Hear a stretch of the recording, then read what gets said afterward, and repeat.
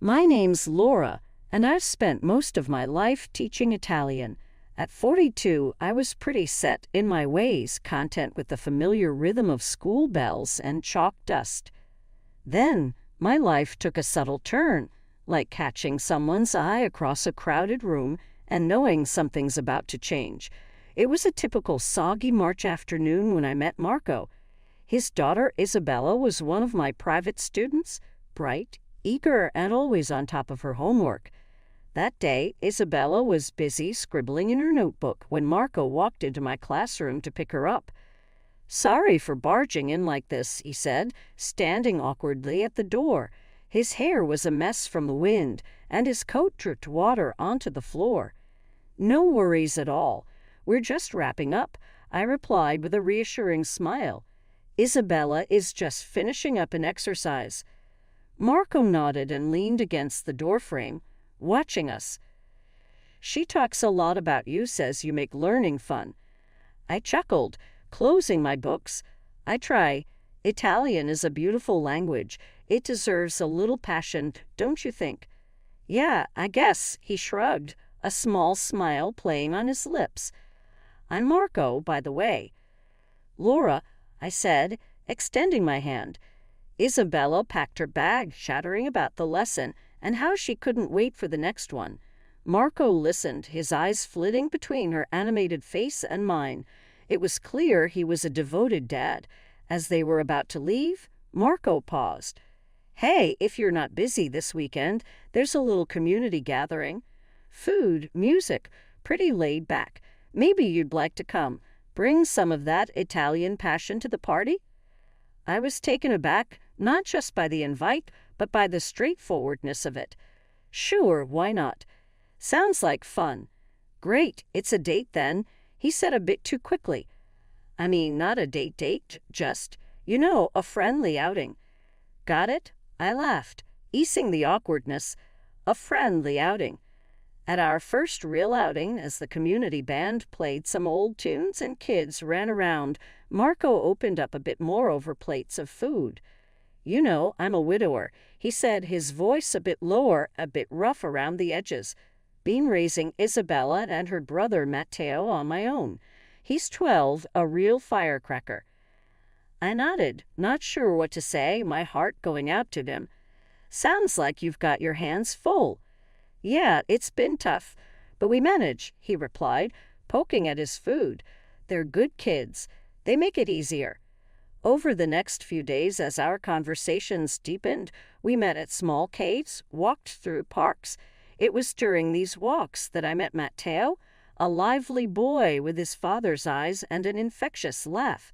He took to me quickly, showing me his sketches and asking about Italy. Then Marco introduced me to his mother. She was a stout woman with a sharp tongue, but a warm smile. "So you're the lovely lady making my son smile again," she said, eyeing me up but not unkindly. "Glad he's found someone who can put up with his cooking." Becoming part of a new family wasn't something I planned meticulously. It sort of just happened, naturally unfolding as if it was meant to be. After Marco and I had been seeing each other for a while, things started to get serious. Before I knew it, I was not just his girlfriend, but a significant presence in his and his kids' lives. One Saturday morning, we decided it was time I moved in. Packing up my life into boxes felt strange, but right. Marco and the kids helped me move my stuff into their home, which was soon to become our home. "Hope you've got room for all these books," Marco joked as he lugged in yet another heavy box labeled books. "Better make room or I'm building a library in the backyard," I shot back, laughing as we shuffled around the living room, trying to figure out where everything would go. Matteo and Isabella seemed excited, each of them showing me their rooms and where I could maybe put some of my things. "You can put some stuff on my shelf if you want," Matteo offered, pointing to his cluttered bookshelf filled with model cars and old comic books. "Thanks, Matteo. Maybe I'll just add a couple of books and leave room for your cars," I replied, ruffling his hair. The real test came when I met Marco's mother, Rosa, under the new context of moving in. She came over that afternoon, her eyes scanning every move, but her tone warm. "So you're setting up shop here now, huh?" she asked as she watched me arrange the kitchen. "Yeah, Rosa, making it official," I answered, unsure how much territory I was allowed to mark as my own. "Well, just remember Marco likes his eggs over easy, not scrambled," she pointed out bluntly but with a twinkle in her eye. "I'll keep that in mind," I smiled, appreciating her mix of humor and directness.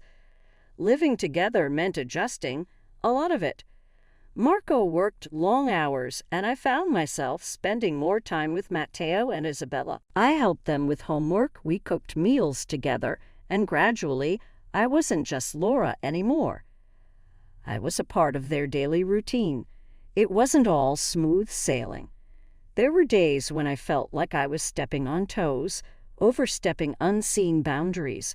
But for every awkward moment, there were a dozen others filled with laughter and shared secrets. We were finding our rhythm slow and steady. Marco and I had our moments too, learning about each other in ways only possible when you share a space. "You know, you make this place better," Marco said one night as we sat on the couch, exhausted from the day. "I just want you guys to feel like it's still your home," I said, my head resting on his shoulder. Becoming a stepmom wasn't easy. There were no guidelines or rule books, but as I fell asleep that night, listening to the quiet hum of the house, I knew this was where I was meant to be. It was chaotic, messy, and absolutely perfect in its own imperfect way. In that moment, that was enough. Rosa and I used to have the best times together before the stroke changed everything.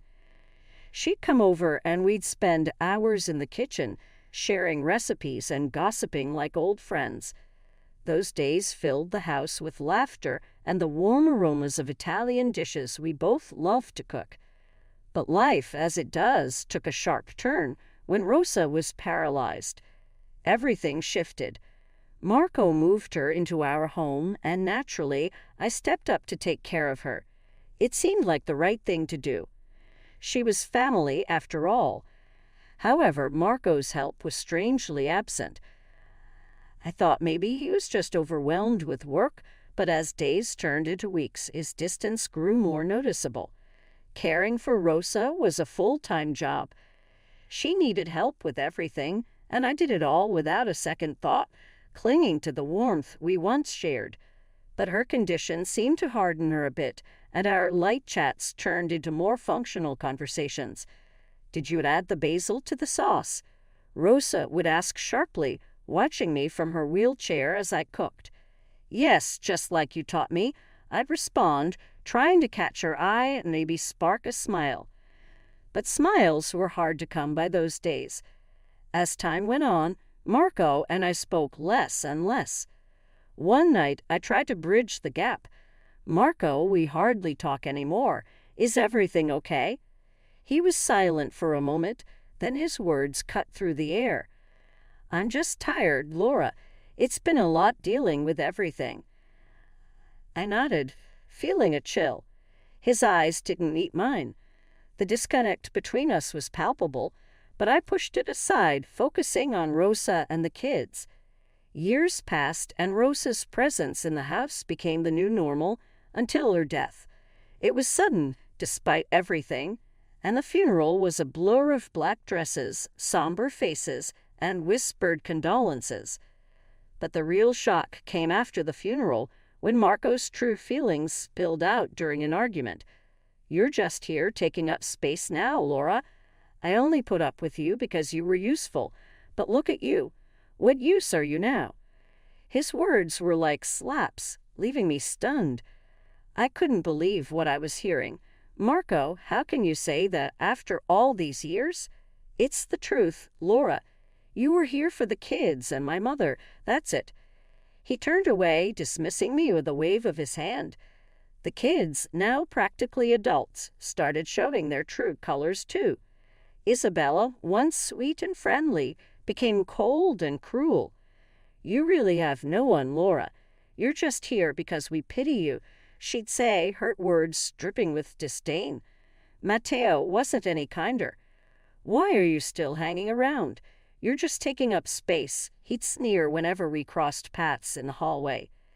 Their words, their rejection, it gnawed at me daily. I felt isolated in the very home I had poured my heart into. The family I loved and cared for had turned against me, seeing me as nothing more than a temporary fixture, now obsolete. One evening, I was setting the dinner table, hoping for a quiet meal when Marco walked in, his face like a storm cloud. "Why are you still trying to play happy families, Laura? You know it's all a show," he snapped as he threw his keys on the table. I paused, my hands trembling slightly as I placed the last fork down. "I don't understand, Marco. Why are you so angry with me?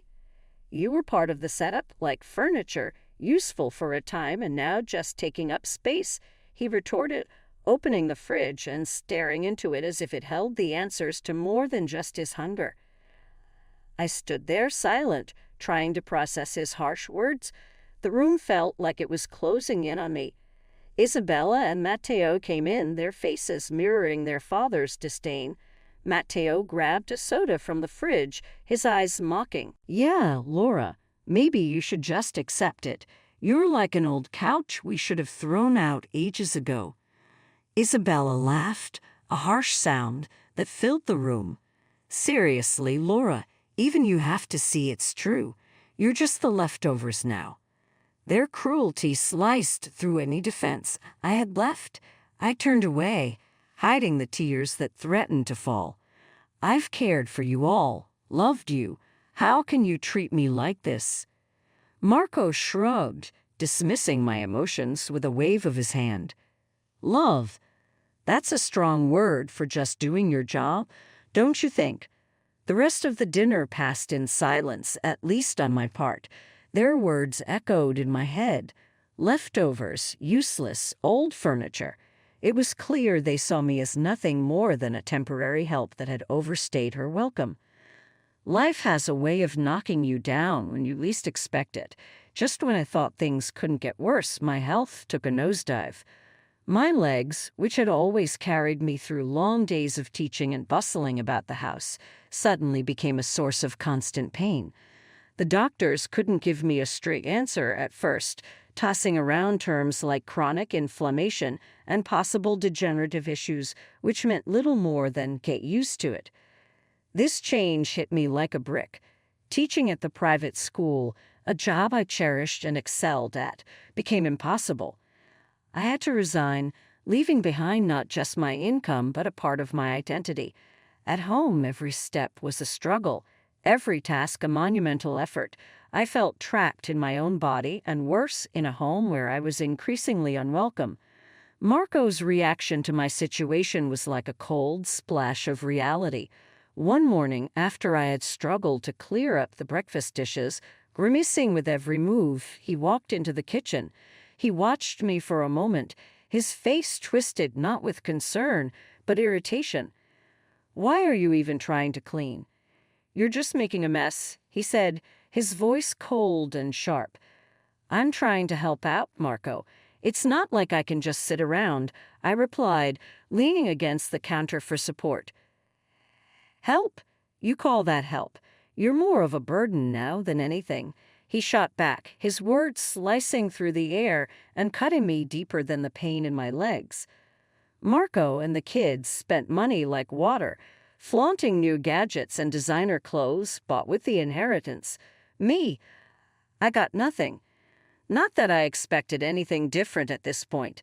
Their lavish spending was a slap in the face, a constant reminder of where I stood in this family.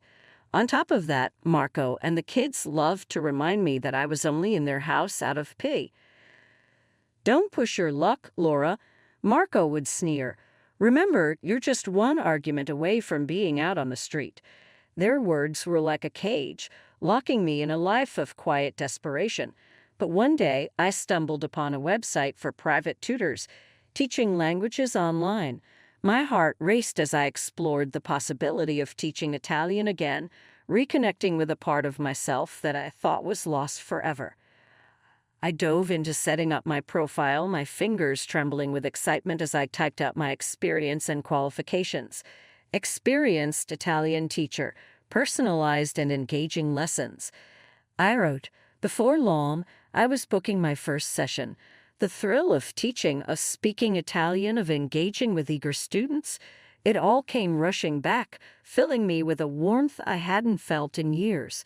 Each day, as Marco and the kids left, I transformed a corner of my room into a makeshift classroom. I started with a few students, but word of mouth spread fast.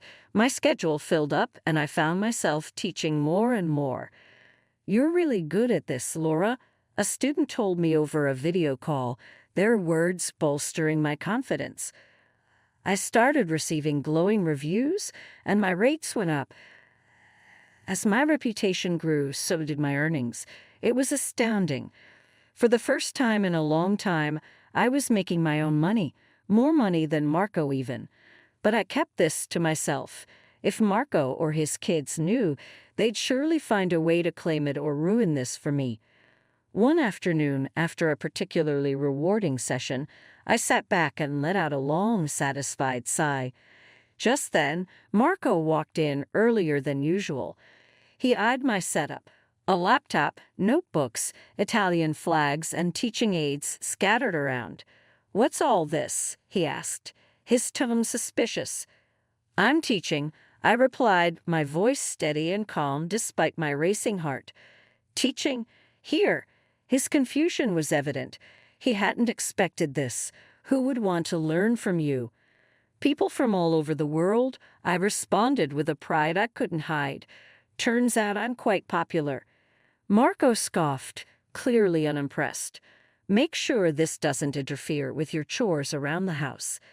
"It won't," I assured him, turning back to my computer. His presence in my sanctuary irked me, but he soon left, muttering under his breath. That night, I lay in bed, a small smirk playing on my lips. Marco and his kids could spend all the inheritance they wanted on fleeting pleasures. Meanwhile, I was building something lasting, something just for me. My online teaching wasn't just a job. It was my lifeline, my escape plan. I was no longer just the downtrodden stepmother. I was Laura, the sought-after Italian tutor, a woman with a plan and a growing bank account. That night at dinner, there was a tension in the air so thick you could almost see it hanging above the table. Marco and the kids were unusually quiet as I served the food, their eyes avoiding mine. I could feel something brewing beneath the surface, but nothing prepared me for the words that were about to slice through the last threads of our family ties.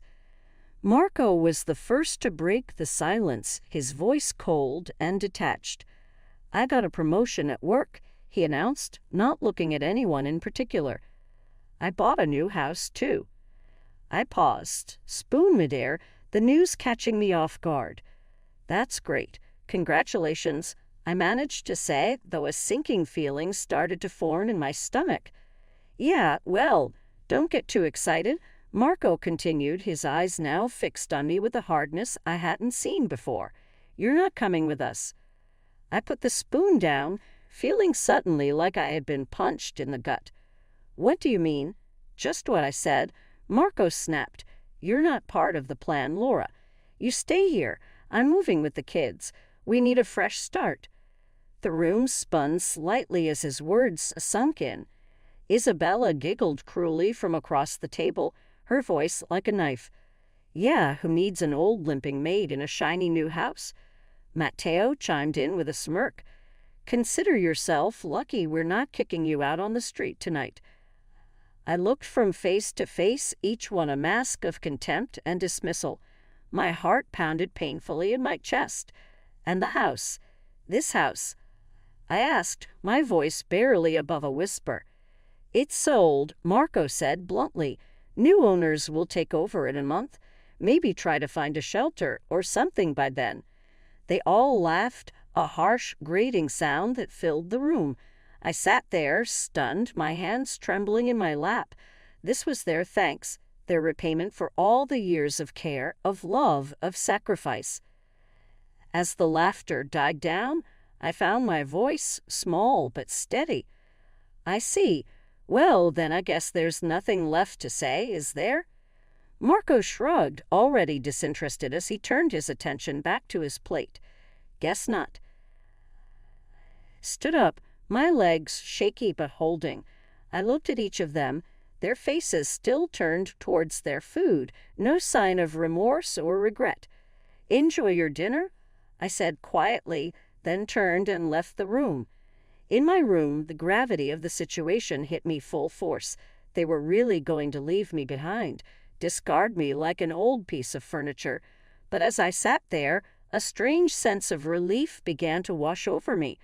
I was free from their cruelty, their disdain, their oppressive presence. It was not the freedom I had imagined or wanted, but it was freedom nonetheless. The day I left Marco and his children behind, I felt a strange mix of liberation and deep sadness. As I held my last suitcase to the door, Marco's bitter words followed me. Hope you enjoy the Flophouses, because that's all you can afford, he jeered with a cruel laugh that echoed off the empty walls. His kids, Isabella and Matteo, joined in with their own barbs. Good riddance. Now we don't have to deal with your pathetic limping around the house. I didn't bother to reply. What was the point? I had learned long ago that words were useless against their kind of cruelty. I walked out, letting the door slam shut behind me, shutting off the chapter of my life that had brought me so much pain. Moving into the apartment I had rented in secret felt like the first true breath of fresh air in years. It was a modest place, but it was mine alone. Here no shadows of disdain would loom over me. No harsh words would cut through the quiet. Setting up my new home was therapeutic. I arranged my books, set up my small desk by the window, the new headquarters for my online Italian lessons. I relished the peace, the utter silence that came not from tension, but from tranquility. The divorce was finalized soon after. I stood in the courtroom, facing Marco and his children for the last time. They smirked, confident and unrepentant. When offered alimony, I refused. I want nothing from him, not now, not ever, I declared. He and his children are strangers to me. Word of my teaching spread, and my schedule became packed with students from all corners of the globe. The income was more than sufficient, a sweet victory that was all my own. One evening, while sipping tea at my new kitchen table, a call from an old friend brought unexpected news. Have you heard about Marco? She asked, a tone of disbelief in her voice. He's moving into a fancy new house, but guess what? He's already blowing through money like there's no tomorrow. I couldn't help but grin, shaking my head. No surprise there, I replied. He never did plan for the future. Rumors about Marco and his children's reckless spending didn't surprise me, but it was the catalyst I needed to put my plan into action. During the last few tumultuous months of our marriage, I had recorded several of their verbal tirades and cruel jabs, originally for my own records in case I ever needed proof of their behavior. I sent the files anonymously to Marco's boss. The company he worked for had a strict policy against any form of harassment, and I knew they would take it seriously. It wasn't long before the repercussions came to light. One evening, my phone rang with Marco's number. I hesitated, but curiosity got the better of me, and I answered. The desperation in his voice was palpable. Laura, what have you done? He blurted out, his voice a mix of anger and fear. You've heard then? Sounds like your company didn't appreciate the way you treat people, I said calmly, a hint of vindication coloring my words. You ruined me. They demoted me, slashed my salary. How am I supposed to pay the mortgage now? We could lose the house. He raged, his words tinged with panic. In the background, I could hear Isabella and Matteo, their voices loud and accusatory, blaming me the same way they always had. This is all your fault, Laura. You're going to pay for this, Matteo's voice cut through the phone. I couldn't help but laugh, a deep, genuine laugh that had been absent for far too long. Now you might end up in a flophouse. Isn't it ironic? I said, the irony not lost on me. Please, Laura, help us. We're sorry. We didn't mean any of it. We'll do anything, Marco pleaded, desperation making his voice crack. You don't get it, Marco. I don't want your apologies or to help you. I'm done being your maid. You're punching back, I retorted sharply. But we're family, he tried again, a last-ditch effort. We were family, I corrected him coldly, feeling a surge of empowerment. Goodbye, Marco. I hung up the phone, blocking his number along with Isabella's and Matteo's. I felt a weight lift off my shoulders, a closure I hadn't realized I needed. News reached me a few weeks later through mutual acquaintances that Marco and his children were indeed evicted after failing to make their mortgage payments. They had to downsize significantly, and the kids, now adults, had to find jobs to support themselves. The thought of them struggling to make ends meet while I was planning to buy my own house made me smirk. It wasn't just about revenge.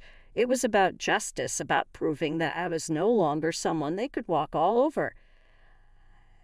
Turned back to my computer and saw a message from a student thanking me for my inspiring lessons. It warmed my heart. I had found my place, my purpose, and no one